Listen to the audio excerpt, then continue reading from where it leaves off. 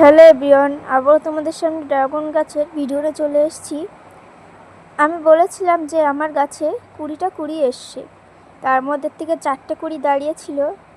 ওই 4টে কুড়ি দেখে মনে হচ্ছিল যে দাঁড়িয়ে যাবে, নষ্ট হবে না ওই 4টের মধ্যে থেকে। কিন্তু তার মধ্যে থেকে একটা কুড়ি কিন্তু দেখতে পাচ্ছ নষ্ট হয়ে গেছে 4টের মধ্যে থেকে।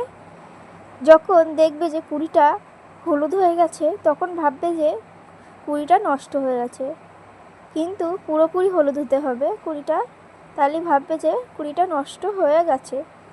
এই কুড়িটা কিন্তু আমি গাছের গুঁড়ায় দিয়ে দেব, গাছের গুঁড়ায় সার হয়ে যাবে। আর এই গাছে যে কুড়িটা এসছিল সেই কুড়িটাও কিন্তু তরতাজা রয়েছে, এটা নষ্ট হওয়ার কোনো সম্ভাবনা নেই। আর এই যে একটা ফল রয়েছে গাছে, এই ফলটা কিন্তু মুখটা দেখো গোলাপি রং চলে এসছে, আর কদিনের মধ্যে এটা পেকে যাবে, তোমাদেরকে আমি তুলে দেখাবো।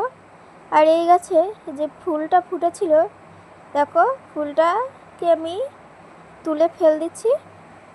আর এই ফলগুলো আমি জিল কাগজে বেঁধে রেখেছি, কারণ তাড়াতাড়ি পেকে যাবে, কারণ পাকার সময় হয়ে গেছে। জিল কাগজে যদি বেঁধে রাখি তাহলে কিন্তু তাড়াতাড়ি পেকে যায় ও কোনো পোকামাকড় পিঁপড়েও খেতে পারে না।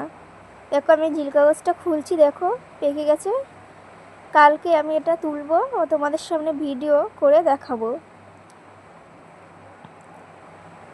জিল কাগজটার ভিতরে রঙটা খুব সুন্দর এসছে, ড্রাগন ফলের রঙটা দেখো। আমার জিল কাগজটা খোলা হয়ে গেছে, দেখতে পাচ্ছ কত সুন্দর রং চলে এসছে গাছে ড্রাগন ফল এ।